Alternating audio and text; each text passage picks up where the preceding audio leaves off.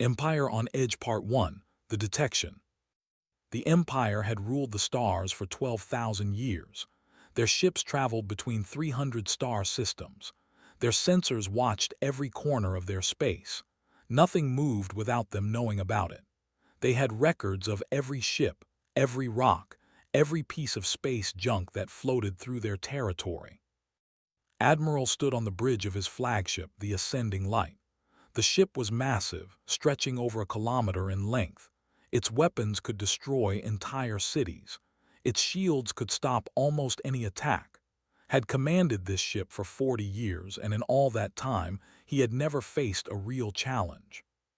He watched the holographic display in front of him with bored eyes. His gray scales reflected the blue light of the screens. Around him, his crew worked quietly at their stations. Everything was normal. Everything was peaceful. Then the warning alarm sounded. Lieutenant looked up from her console. Her scales shifted from calm blue to worried gray. "Admiral, we have detected an unknown contact. It is coming from bearing 72 Mark 15. Distance is 40 million kilometers, and it is getting closer." Waved one of his long arms in a lazy motion. "Identify it. Run it through the database." He was not worried. The database contained information about every ship design in the known galaxy. Every species that had ever built a spaceship was recorded there. It would take only seconds to identify this new contact. But the seconds passed and said nothing. Her scales turned even darker. Her 4 eyes blinked rapidly as she checked her readings again and again. "Well?" asked. His voice was still calm, but a small part of him felt something strange, something he had not felt in a very long time. "Admiral, the database has no match," said. Her voice was quiet, almost scared. "There is no profile, no registry, no known drive signature. The ship does not match any design we have ever recorded." Stood up, this was unusual. They had made contact with over 200 different species. They had records going back thousands of years. How could any ship be completely unknown? "What about the drive signature?" he asked. "What type of engine are they using?" Worked her console for another moment. When she looked up, her face had gone pale. "Admiral, the ship is moving at .73. The bridge went silent. Every officer stopped what they were doing and turned to look at. "That is impossible," said slowly. "We are inside a gravity well. The physics do not allow faster-than-light travel this close to a star." "I have checked the readings 5 times, Admiral. The ship is moving at .73, inside the gravity well. It should not be possible, but it is happening." Felt a cold feeling spread through his body. It was fear. He had almost forgotten what fear felt like. "Where did it come from?" he asked. "Track its origin point." Worked her console again. Her hands were shaking slightly. When she found the answer, she closed her eyes for a moment before speaking. "The ship came from Sector 7, Admiral, the quarantine zone." The words hit the bridge like a physical blow. Officers looked at each other with wide eyes. Some made religious gestures to protect themselves from evil. Sector 7. Everyone knew what was in Sector 7. 800 years ago, scouts had discovered a small yellow star with a rocky planet in the habitable zone. The planet was called Earth by its inhabitants. The species living there called themselves humans. The scouts had observed the humans for several years. They watched them fight wars against each other. They watched them build weapons of terrible destruction. They watched them kill millions of their own kind over small differences in belief and territory. The council had met to discuss the humans. The debate lasted only a few hours. The decision was unanimous. The humans were too violent, too dangerous, too unpredictable. They could not be allowed to join the galactic community. They could not even be allowed to know the community existed. The council ordered a quarantine. A sphere of sensor stations was built around the human solar system. Any ship trying to leave would be destroyed. Any ship trying to enter would be turned away. The humans would be left alone until they destroyed themselves. Everyone expected it would happen quickly. A species that violent could not last long. They would bomb themselves back to the Stone Age, or they would release some terrible plague, or they would poison their own planet. But the years passed, then the decades, then the centuries. The humans did not destroy themselves. The monitoring stations showed them fighting more wars, but they also showed them rebuilding, growing, learning. The humans sent primitive rockets to their moon. They built space stations. They sent robots to explore their neighboring planets. Still, the Council did not change its decision. The humans were still violent. The quarantine would remain. That was 400 years ago. Since then, they had stopped paying much attention to Sector 7. The quarantine was maintained by automated systems. The humans were a problem that would eventually solve itself. Or so everyone had believed. Hail them, ordered. His voice was steady, but his hearts were beating fast. All standard frequencies. Transmitting now, Admiral, the communications officer said. He worked his console for a long moment. No response on any channel, but we are receiving a transmission from them. Audio only. Play it. The voice that came through the speakers was strange. It spoke a language that the translation system struggled to understand. The words were harsh and quick, very different from the flowing speech of the vessel. This is the Earthship Wanderer. Captain Samuel Drake commanding. We know who you are. We know what you did 800 years ago, and we think it is time we had a conversation. The message ended. The bridge was completely silent. Stared at the display showing the unknown ship. It was still coming closer, still moving at that impossible speed. A ship from a species that should have been trapped, a species that should have destroyed itself, a species that had somehow broken free from a quarantine that was supposed to be unbreakable. Admiral said quietly, "What are your orders?" Did not answer immediately. He was thinking about everything he knew about humans, their violence, their wars, their terrible capacity for destruction. But he was also thinking about something else, something that bothered him more than all the rest. The humans could have attacked. They had appeared without warning, moving faster than any ship could match.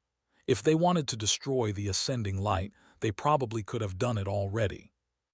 Instead, they wanted to talk. That scared more than anything else. "Tell the Council," he finally said.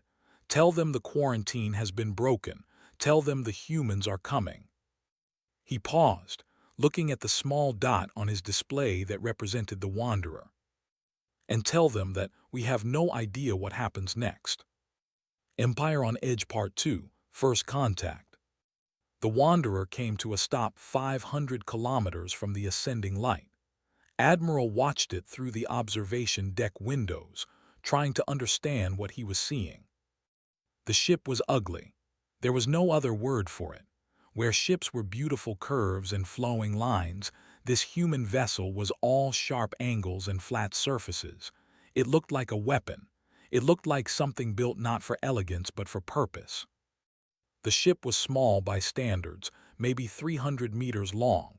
The ascending light was more than 3 times its size, but somehow the human ship seemed bigger. It had a presence that could not explain. "They have requested permission to send a shuttle," Lieutenant reported. 3 passengers only, no weapons." Considered refusing. He could demand that the humans leave. He could call for reinforcements. He could order his weapons to fire. But something stopped him. Maybe it was curiosity. Maybe it was the strange feeling that refusing would only delay something that could not be stopped. "Permission granted," he said. "Have a security team meet them at Airlock 7. 20 minutes later, stood in the observation lounge with 20 of his best warriors. They were armed with plasma rifles and wore full combat armor. They looked intimidating. They looked dangerous. The airlock door opened, and the humans stepped through. There were only 3 of them, just as they had promised. They wore simple gray uniforms with no armor. They carried no visible weapons. They looked soft and fragile compared to the armored warriors.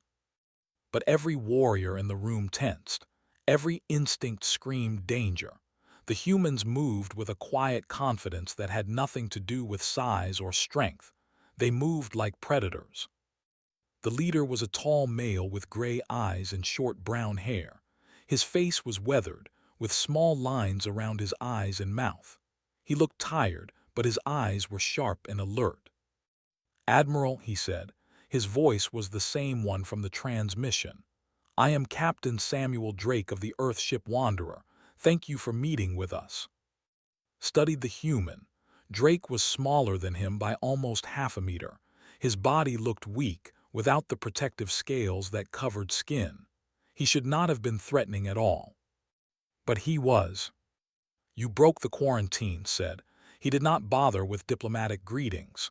"You were contained for a reason." "We were locked in a cage," Drake replied. His voice was calm, almost pleasant. "We got out. That is what humans do, Admiral. We get out of cages. The quarantine was for your own protection, and for ours. Your history showed you to be violent beyond any species we had ever encountered." Drake smiled. It was not a warm smile. "Violent, yes, that is one word for us. We prefer determined. You watched us for 800 years, Admiral. You saw our world wars. You saw us kill millions of each other. And you decided we were animals that needed to be locked up. We decided you were a danger to yourselves and others." "Maybe you were right."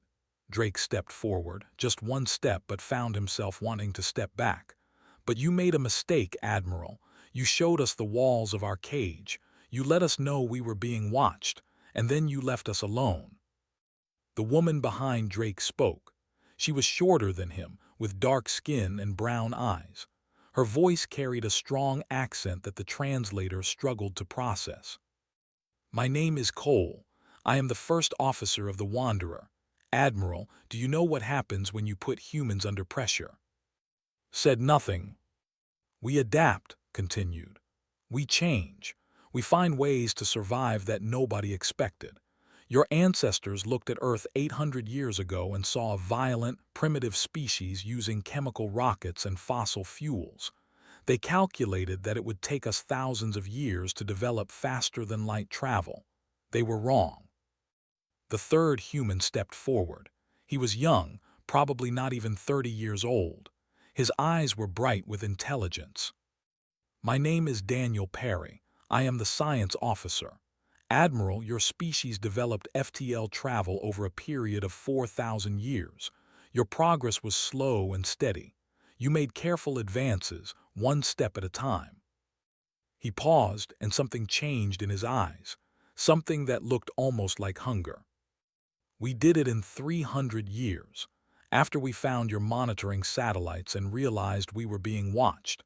After we understood that there was something out here worth reaching. We threw everything we had at the problem. We worked ourselves to death. We took risks that any sensible species would have called insane." "And you succeeded," said slowly. "We did more than succeed." Drake reached into his pocket. Every weapon in the room pointed at him instantly. He ignored them and pulled out a small chip. "This contains the complete technical specifications for our drive. The one that lets us travel at 0.73 inside a gravity well. We are giving it to you, for free, no conditions." Stared at the chip. This made no sense. Technology like that was priceless. Why would the humans give it away? "I do not understand," he admitted. Drake held out the chip. "Take it. Have your scientists study it. They will confirm that it works. And while they do that, we can talk about why we are really here." Took the chip. It was small and light in his hand. Such a tiny thing to hold so much power. "Why are you here, Captain Drake?" "Because we want to be your allies. We want to join the galactic community. We want to explore the stars and meet new species and do all the things that you quarantine us." "And if we refuse?" Drake's smile faded. For just a moment saw something behind those gray eyes, something old and cold and patient. "Then we will leave. We will explore the galaxy on our own. We will make friends with other species. We will grow stronger and smarter and more numerous. And eventually, Admiral, you will have to deal with us anyway. The only question is whether we will be your friends or your rivals." Cole stepped forward to stand beside her captain. "We have been watching you too, Admiral. For the last 200 years we have studied your empire. We know your strengths and your weaknesses. We know where your fleet bases are. We know how your politics work." "We could have come here with 100 ships," Daniel Perry added. "We could have demanded justice for 8 centuries of imprisonment. We could have started a war." "But we did not," Drake finished. "We came with 1 ship and 3 people, because we want you to understand something about humanity, Admiral. We are violent, yes. We are dangerous, but we are also capable of choosing peace. We are capable of forgiveness. We are capable of being the best friends you have ever had." He extended his hand, palm up. Did not know the gesture, but he understood its meaning. "The choice is yours, Admiral. What kind of relationship do you want with humanity?"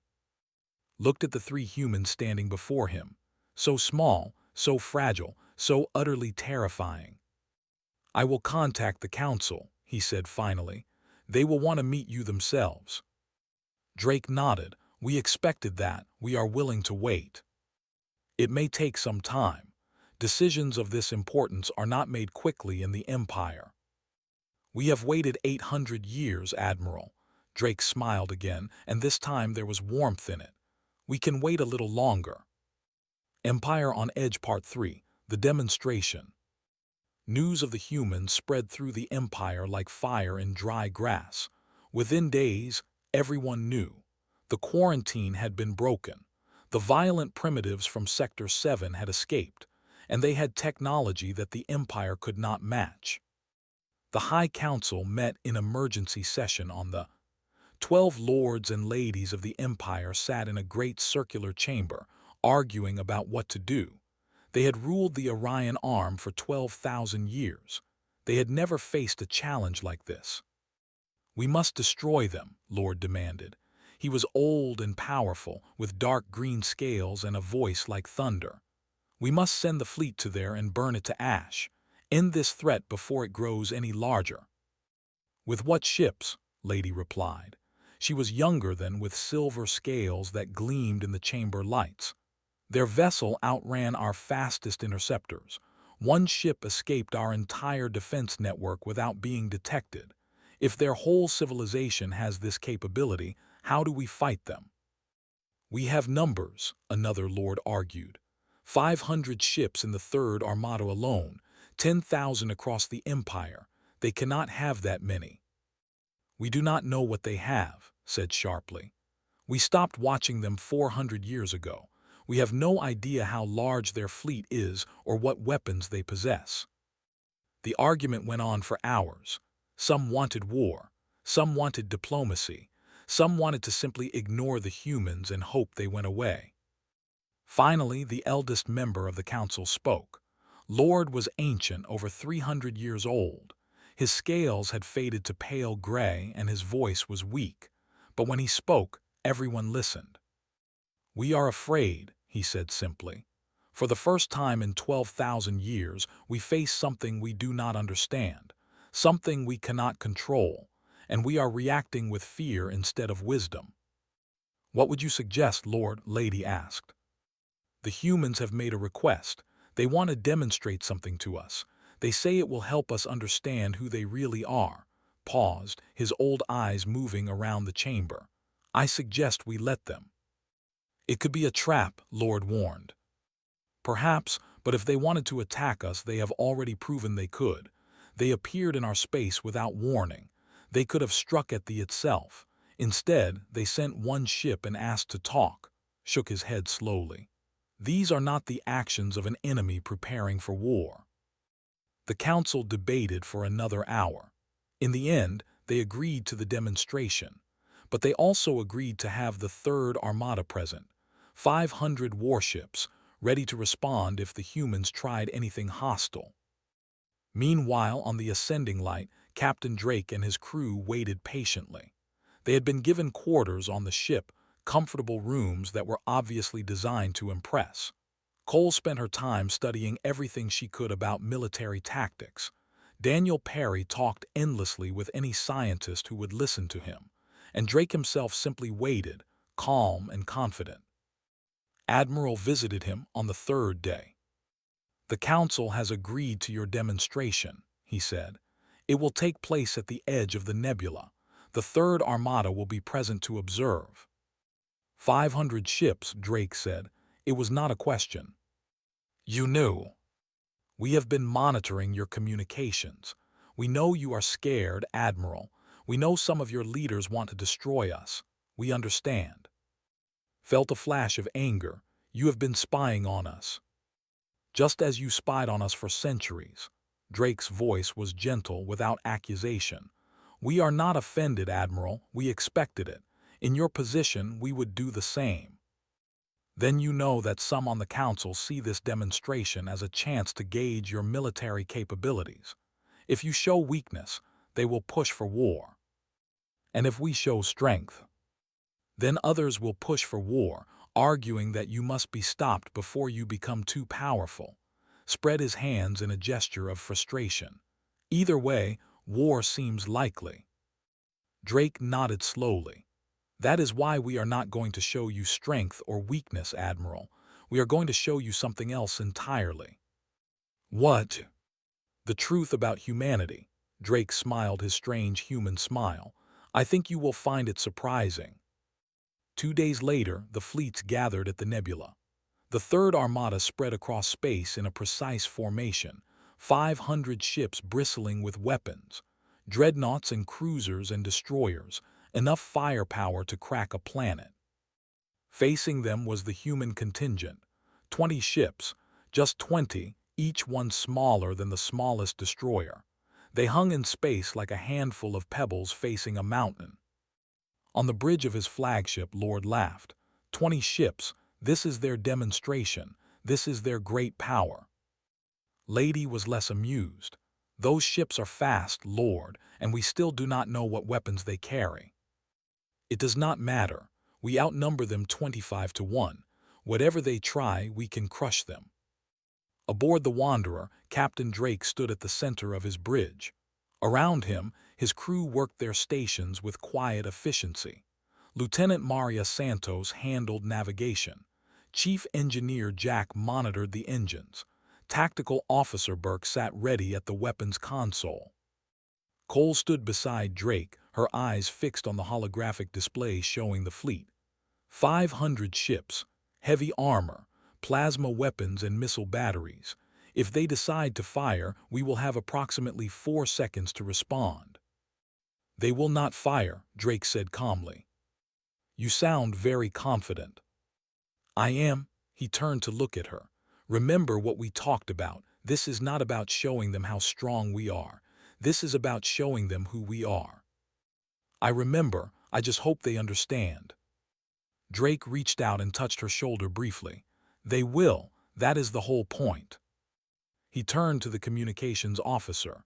"Open a channel, broadcast to both fleets." A moment later, his voice echoed across the void, reaching every ship present. "Forces, this is Captain Samuel Drake of the Earthship Wanderer. Thank you for agreeing to this demonstration. We know many of you expect us to show you weapons or technology, to prove that we are powerful enough to be respected. But that is not why we are here." On the flagship, Lord frowned. "What game is this?" "We are here to show you what humanity really is," Drake continued. "Not our ships, not our weapons, not our technology. We want to show you our hearts." The 20 human ships lit their drives, but instead of forming a battle line or preparing to attack, they scattered. Each one raced toward a different part of the formation. "They are attacking," shouted. "All ships prepare to fire." "Wait," Lady said sharply. "Look at their vectors. They are not moving to attack positions. They are moving to—" She trailed off, unable to understand what she was seeing. The human ships were not attacking. They were slowing down. Each one matched velocity with a different vessel. They came alongside, matching speed and direction perfectly. On the ascending light, Admiral watched as a human ship approached. The designation on its hull read Wanderer 7. It stopped barely 100 meters away, close enough that he could see the lights in its windows. "Admiral," Lieutenant said, her voice filled with confusion, "they are extending a docking bridge. They want to come aboard." "Just one person, Admiral," the communications officer added. "A female. She says she is a doctor. She says she wants to help." Stared at the small ship hanging beside his massive flagship. One doctor, one human, coming aboard alone. "Let her in," he said quietly. Across the fleet, similar scenes played out. Human ships docking with vessels, single representatives emerging. Some carried medical supplies. Some brought engineering tools. A few brought nothing but food and drinks to share.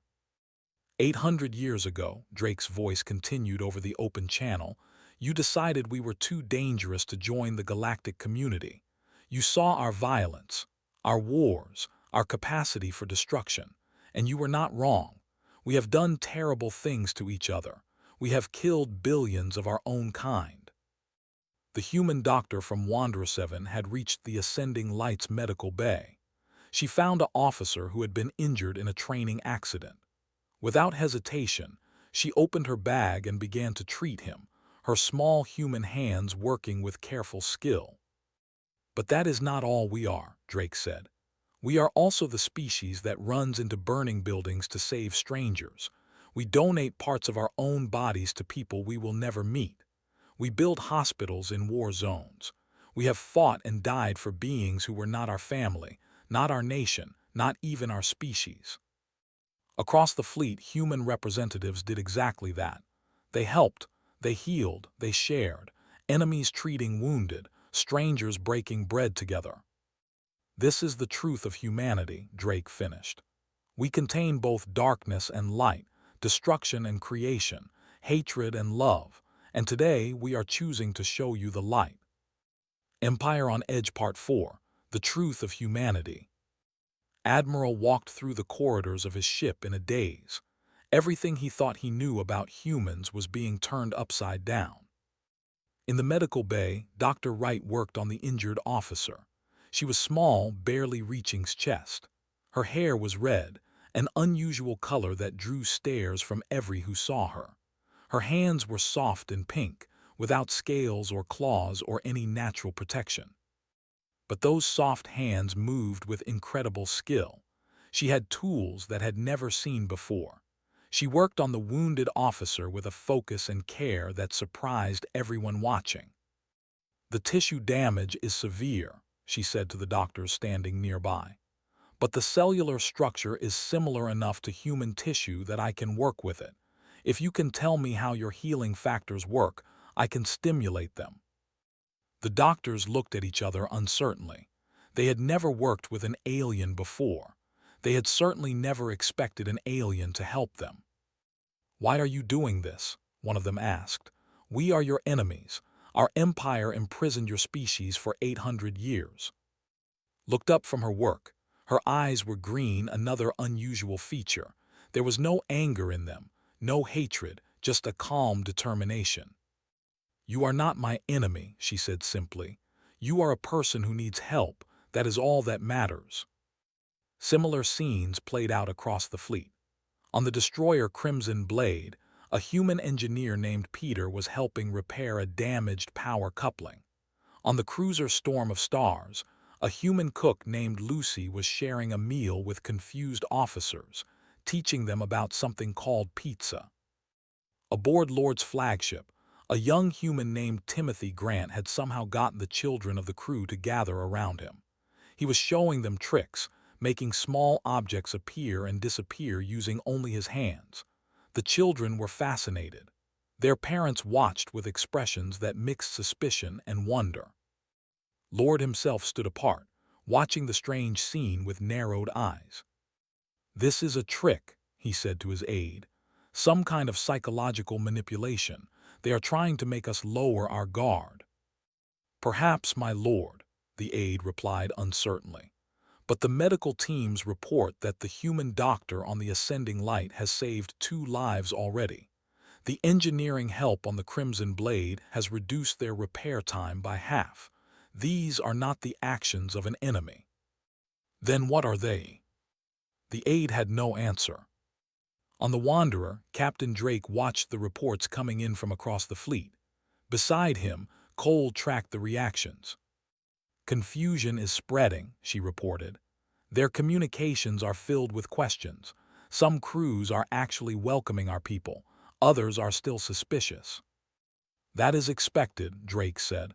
"Fear does not disappear quickly, but look at what is happening. Look at the connections being made." Looked at the displays. She saw a human nurse helping a mother with her sick child. She saw a human pilot exchanging stories with cadets. She saw a human scientist excitedly explaining some concept to a group of researchers who looked equally excited. "This is what we were hopping for," she admitted. "I just hope it is enough." It will be. Humans are social creatures. We form bonds naturally. We connect with others without even trying. They think they are superior because their empire is older and larger, but they have forgotten something important. "What is that?" Drake smiled. "They have forgotten what it feels like to make a new friend." In the council chamber the lords and ladies watched the events unfold through sensor feeds. They saw their crews interacting with humans. They saw fear slowly changing to curiosity, and curiosity changing to something else. "This is unprecedented," Lady said softly. "In 12,000 years we have made contact with over 200 species. We have traded with them, fought with them, conquered some of them. But we have never seen anything like this." "They are manipulating us," Lord insisted, but his voice had lost some of its certainty. "Are they?" Lord asked. "Look at their faces, Lord. Look at the way they interact with our people. Is that manipulation, or is that something genuine? How can we know the difference?" "Perhaps we cannot, but perhaps that is not the right question. Perhaps the right question is, does it matter?" Turn to face the old Lord. "Of course it matters. If they are deceiving us, we need to know." "Why? So we can respond with suspicion and hostility. So we can push them away and confirm every negative expectation." Shook his head slowly. "I am old, Lord. I have seen many things in my long life. I have seen species that smiled while planning betrayal. I have seen others that spoke harshly but acted with honor. I have learned that words and intentions matter less than actions." He pointed at the display showing the fleet. "Look at their actions. They came to us with superior technology and chose to share it freely. They came with ships that could outrun anything we have and chose to stop and talk.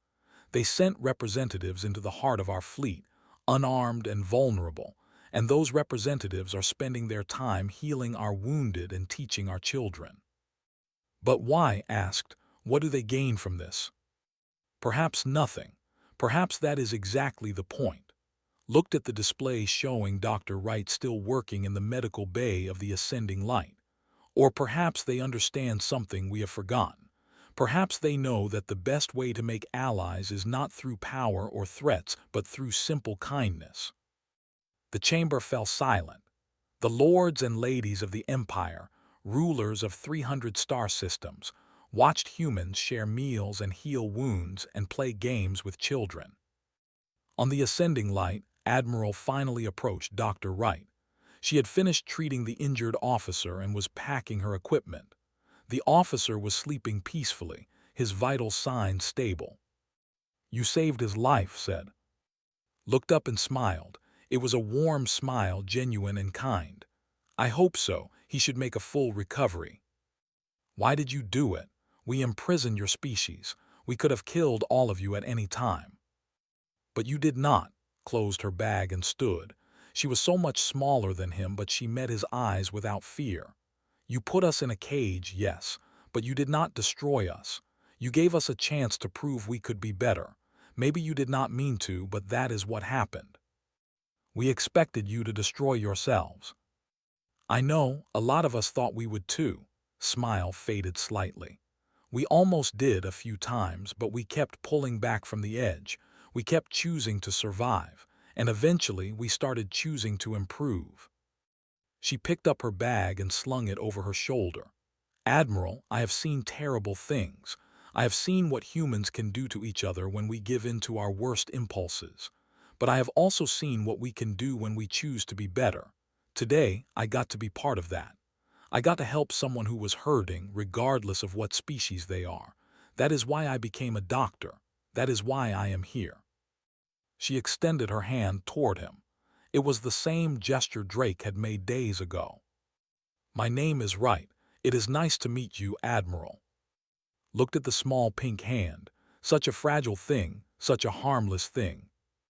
He reached out and took it in his own, massive scaled hand. It is nice to meet you too, Dr. Wright. Across the fleet, across the watching council chambers, that simple handshake was witnessed by millions. A human and enemies by history and decree, choosing to connect as individuals. It was not peace, not yet, but it was a beginning. Empire on Edge Part 5, Empire No More. The treaty negotiations lasted 3 months. They were difficult, complicated, and sometimes seemed ready to fall apart completely. Old fears and old hatreds do not disappear overnight. There were arguments, misunderstandings, and moments when both sides nearly walked away. But they did not walk away. Every time the negotiations reached a breaking point, someone found a way to pull them back. Sometimes it was a lord who remembered watching humans help his wounded crew. Sometimes it was a human delegate who reminded everyone why they had come so far. Captain Drake spent most of those months on the. He met with council members, answered their questions, and patiently addressed their concerns. When Lord accused humanity of planning conquest, Drake did not argue. He simply invited to visit Earth and see for himself. Went, he expected to find a world preparing for war, building weapons and training soldiers. Instead, he found a world rebuilding itself. Cities that had been destroyed in ancient wars, now restored and thriving. Forests and oceans that had been polluted, now clean and healthy. Humans from different nations and cultures, living together in peace. It was not perfect. There was still crime, still conflict, still problems. But it was so much better than had expected that he returned to the council with a changed mind. Cole became famous among the younger officers. She spent her time in military academies, teaching human tactics and learning ones in return. Her directness and confidence impressed many of them. Her willingness to learn impressed them even more. She formed a particular friendship with a young officer named, the same lieutenant who had first detected the Wanderer. They spent long hours talking about military history, strategy, and the responsibilities of command. By the end of the 3 months, they had developed a training exchange program that would send officers from each species to learn from the other. Daniel Perry practically lived in the science academies. He shared human research freely and absorbed knowledge with endless enthusiasm. He asked questions that sometimes annoyed the older scientists but fascinated the younger ones. His favorite phrase, translated roughly as, "What if we tried this instead?" became something of a joke among his colleagues. But he was also the one who noticed something troubling in the databases. Records of contacts with other species that had ended badly. Reports of something dangerous lurking in the dark spaces between galaxies. Warnings that had been filed away and forgotten over the centuries.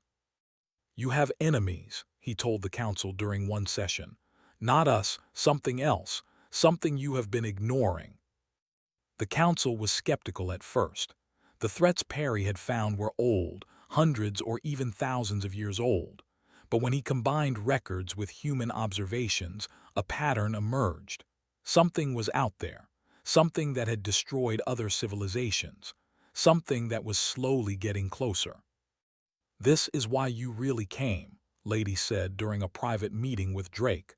"Not just for trade or friendship. You want allies against this threat." Drake nodded. "We found evidence of it about 50 years ago. Strange signals from dead systems. ruins of civilizations that had been burned to nothing. We knew we could not face it alone. We needed friends. So your kindness was motivated by fear. Partly, but not entirely. Drake looked out the window at the city below. Millions of people going about their lives, unaware of the dangers lurking in the darkness. Fear is what started us on this path, but it is not what kept us on it. We could have come to you with threats and demands. We could have tried to conquer you or intimidate you into alliance. Some of our leaders wanted exactly that. Why did you not? Because that is not who we want to be anymore. We spent thousands of years being our worst selves, fighting each other, destroying ourselves. When we finally reached the stars, we decided to try something different. We decided to lead with our best qualities instead of our worst. Was quiet for a long moment. And if we had rejected you, if we had responded to your kindness with hostility, then we would have left, found other potential allies, prepared for the darkness alone. Drake turned to face her. But we hoped you would see what we were offering, not just technology or military strength, a partnership, a chance to face the future together. The final treaty was called the Covenant of Stars. It was signed in a ceremony broadcast to both human and worlds. Representatives from both species gathered on a space station orbiting watching as the last signatures were applied. The quarantine was officially lifted. Human ships could travel freely in space, and ships could visit human worlds. Trade agreements were established. Scientific cooperation was formalized. Military coordination was begun. Most importantly, both species committed to defending each other against external threats. Whatever was lurking in the darkness between galaxies, they would face it together. Admiral stood beside Captain Drake as the ceremony concluded. Around them, humans and mingled in something approaching celebration. Friendships that had begun 3 months ago were deepening. New connections were being formed.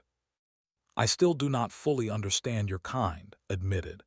You are violent beyond measure, yet you chose peace. You had every reason to seek revenge, yet you offered friendship. You are a contradiction.